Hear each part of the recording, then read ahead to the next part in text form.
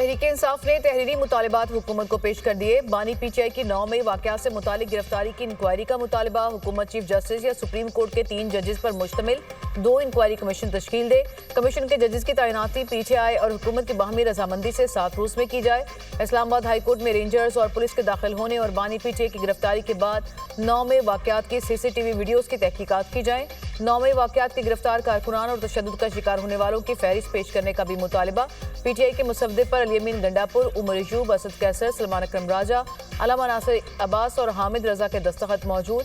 मुज़ाकरात के आगाज पर स्पीकर कौमी असम्बली या सादी की कमेटी चेयरमैनशिप छोड़ने की पेशकश। उमर अयूब का स्पीकर कौमी असम्बली की चेयरमैनशिप पर एतमाद का इजहार। हुकूमती कमेटी ने पीटीआई मुतालबात पर जवाब के लिए 7 रोज का वक्त मांग लिया।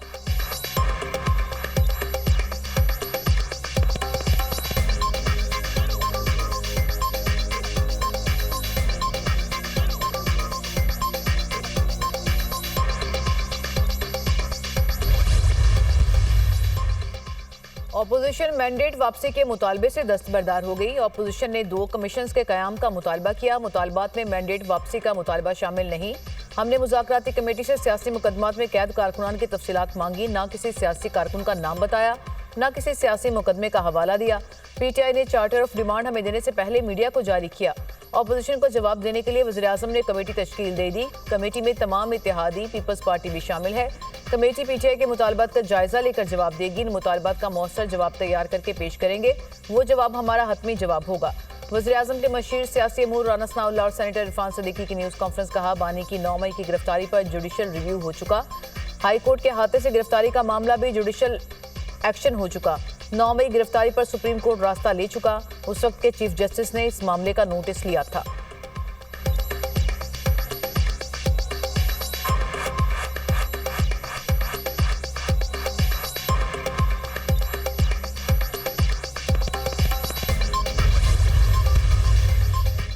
बैरिस्टर गौहर ने आर्मी चीफ से मुलाकात की तस्दीक कर दी। अडियाला जेल में गुफ्तगू करते हुए एस्टेब्लिशमेंट से बराह रास्त मुज़ाकरात खुश आइंद हैं।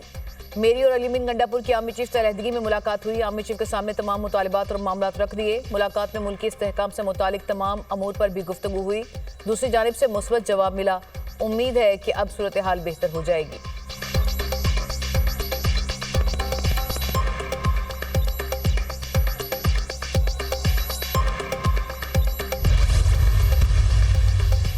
मुज़ाकरात दुरुस्त समत में जा रहे हैं। किसी को तशवीश नहीं होनी चाहिए। कोशिश की बेहतर से बेहतर रास्ता तलाश किया जाए। पीटीआई ने मुतालबा किया कि उनकी बानी से एक और मुलाकात कराई जाए। स्पीकर या सादिक की मुज़ाकरात के बाद गुफ्तगू। सेनेटर इरफान सदीकी ने एलामिया पढ़ते हुए कहा कि हुकूमत 7 रोज में तहरीरी तौर पर अपोजिशन को जवाब देगी। मुज़ाकराती कमेटियों ने गाज़ा में जंगबंदी मुआहदे को भी सराहा।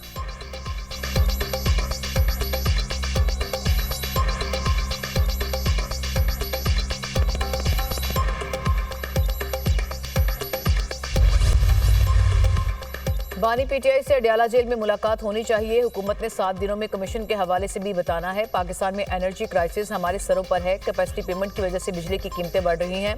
गलत मुआहदों की वजह से बिजली 85 रुपये फी यूनिट से जायद हो गई। मुल्क में बेरोजगारी बढ़ी। तमाम मसाइल को बातचीत से हल करना होगा। मुल्क में अमन व अमान का संगीन मसला है। वज़ीर ख़ारजा को फौरी अफगानिस्तान का दौरा करना चाहिए। अफगानिस्तान के साथ तमाम मामला टेबल पर बैठकर हल किए जाएं। रहनुमा तहरीक इंसाफ उमर अयूब और असद कैसर की पार्लियामेंट के बाहर मीडिया से गुफ्तगू।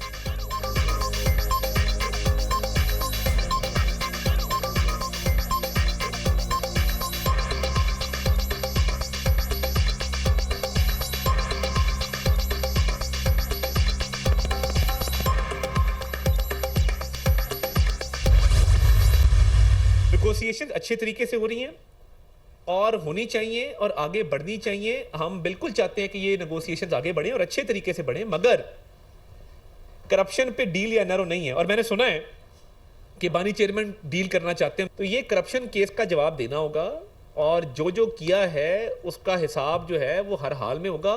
तो हमें कहते थे रसीदा कड्डो, तो ये तो 80 अरब रुपए की रसीद निकल आई है भाई, किधर है बताएं ना, कहाँ गया है। हम जरूर चाहते हैं कि मुज़ाकरात आगे बढ़ें, करप्शन पर डील और एनआरओ नहीं। सुना है कि बानी पीटीआई चाहते हैं कि कोई डील हो। कौम के अरबों रुपए हथियाए गए। मेगा करप्शन स्कैंडल का आपके पास कोई जवाब नहीं। करप्शन केस का जवाब देना होगा। वफाकी वज़ीर इत्तलात अता तारड़ की प्रेस कॉन्फ्रेंस। कहा, सियासी फनकारों ने पाकिस्तान की सियासत को जहर आलूद किया। पूरे पाकिस्तान पर केसेस बनाने वाला शख्स आज लंदन बैठा है। शहजाद अकबर को आज भी दावत देता हूं कि पाकिस्तान आए।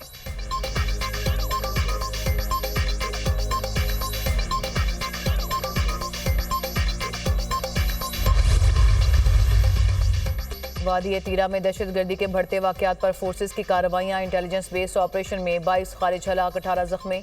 सिक्योरिटी फोर्सेस ने 14 दिसंबर से ऑपरेशंस का आगाज किया। ISPR के मुताबिक क़याम अमन और खारिज के खात्मे तक फोर्सेस की कार्रवाइयां जारी रहेंगी। वज़ीर आज़म शहबाज शरीफ का कामयाब इंटेलिजेंस बेस्ड ऑपरेशंस पर फोर्सेस को खराज तहसीन कहा। मुल्क से हर किस्म की दहशतगर्दी के मुकम्मल खात्मे के लिए पुरअज़्म है। कौम दहशतगर्दी के खिलाफ जंग में सिक्योरिटी फोर्सेस के साथ खड़ी है।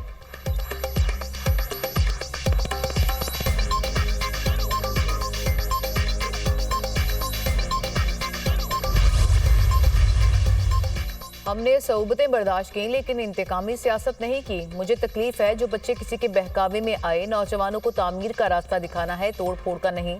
वादों और नारों पर नहीं, अमली इकदाम पर यकीन रखती हूँ। मैं आपका मुस्तकबिल ख़राब नहीं कर सकती। वज़ीर आला मरियम नवाज ने फैसलाबाद में लैपटॉप स्कीम का इफ्तिताह कर दिया। होनहार स्कॉलरशिप प्रोग्राम के तहत तलबा में चेक तकसीम किए। कहा, सियासी इख्तलाफात जब तहजीब से बाहर निकल जाए तो वो बद तहजीबी होती है। जितना झूठ पाकिस्तान में बिकता है किसी दूसरे मुल्क में नहीं बिकता। वज़ीर आला पंजाब मरियम नवाज ने आसान कारोबार फाइनेंस और आसान कारोबार कार्ड का भी इफ्तिताह कर दिया।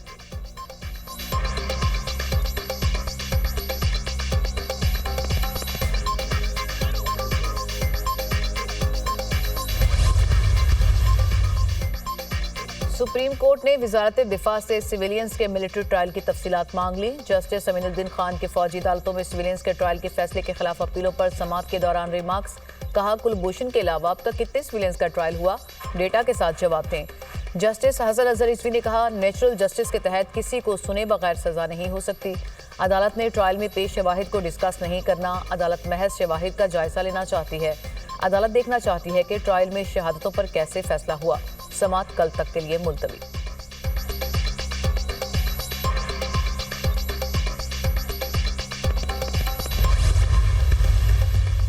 हमास और इसराइल में जंग बंदी और यरगमालियों की रिहाई का मुआहिदा तय पा गया। कतरी वज़ीर आज़म मोहम्मद बिन अब्दुर्रहमान बिन जासिम अल सानी ने ऐलान कर दिया। कहा, मुआहिदे पर अमल दरामद 19 जनवरी से शुरू होगा। अब सालिसों और आलमी बरादरी को दिरपामन के लिए काम करना चाहिए। मुआहिदा इसराइली यरगमालियों की रिहाई का बायस बनेगा। हम गज़ा में अपने भाइयों को तनहा नहीं छोड़ेंगे।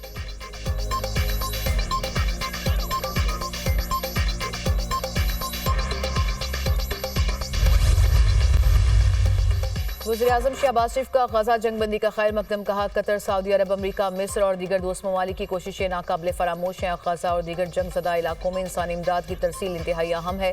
तर्जुमान दफ्तर खारजा का कहना है कि उम्मीद है कि मुआहिदा मुस्तकिल जंगबंदी का बायस बनेगा। इसराइल के तौसीब पसंदाना अज़ाइम ने पूरे खत्ते को गैर मुस्तहकम किया।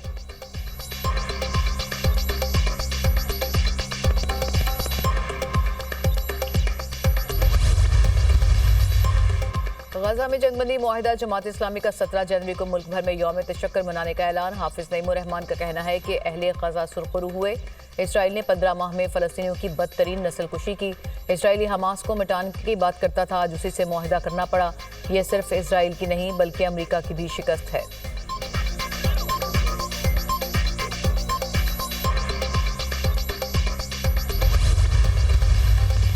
तोशाखाना 2 केस की समाअत 20 जनवरी तक मुलतवी। समाअत के दौरान बानी पीटीआई के वकील ने गवाह तलत महमूद पर इजरा मुकम्मल कर ली। स्पेशल जज सेंट्रल शाहरुख अर्जमन ने अडियाला जेल में समाअत की।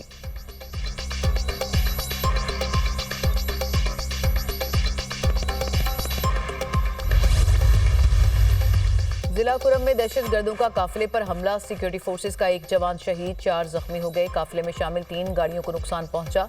जवाबी कार्रवाई में 6 दहशतगर्द मारे गए, 10 जख्मी। 35 गाड़ियों पर मुश्तमिल काफिला पाराचनार की जानिब गामजन था। एक गाड़ी को रॉकेट से भी निशाना बनाया गया।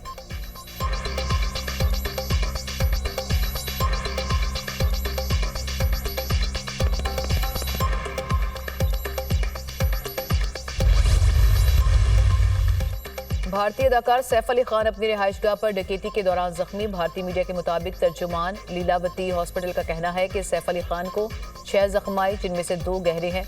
अदाकार को एक जख्म रीढ़ की हड्डी के करीब भी आया। हॉस्पिटल में सैफ अली खान की सर्जरी की गई। वाकया रात 3:30 बजे।